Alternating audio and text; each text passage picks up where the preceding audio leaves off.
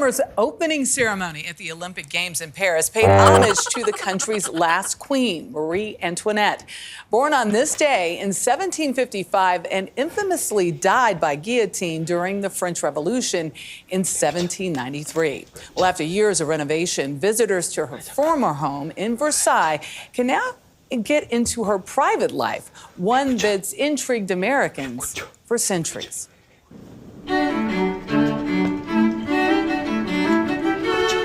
The Palace of Versailles, spectacularly grand, home to generations of Bourbon kings, visited by millions of tourists each year. So here we come. Curator Bertrand Rondeau showed us Louis XIV's visionary creation. This is the Queen's bedchamber. Oh my, I've been here before, but without people, it is Different. very different. And it's huge. It is huge. It is ornate. And the feathers at the top, the chandeliers, every square inch of this space is filled. Louis XVI and his wife, Marie Antoinette, were the last monarchs to hold court here, under the gawking eyes of their subjects.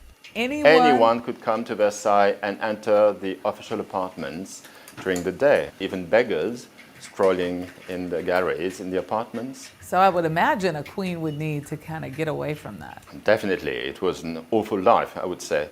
She found refuge just behind these bedroom walls, access through secret staircases and hidden passageways.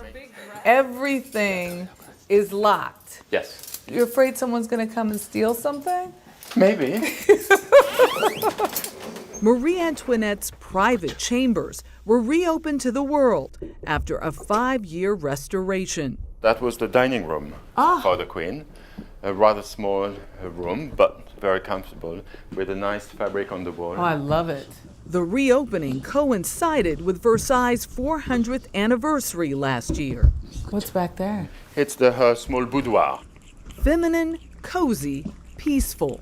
It's a very, very tiny room where the Queen could rest and... And there she is. There she is, yes. But who was this woman?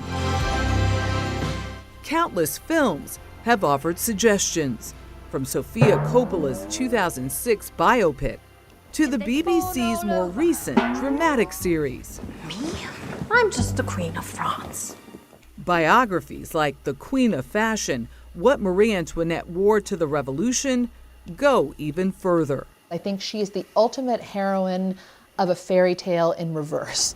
Author Carolyn Weber says the Austrian-born princess was ridiculed by the French for her independence, It's not too much, is it? style, and excess. French queens were not supposed to occupy the limelight. They were not supposed to be the most conspicuous. That job was for the king. Mindful, demure. Mindful, demure, usually very religious. She was a good Catholic, but she couldn't be the good wife and mother in the traditional sense because her husband, Louis Auguste, who became Louis XVI, didn't want to consummate their marriage or wasn't able to consummate their marriage for the first 7.5 years that she was in France.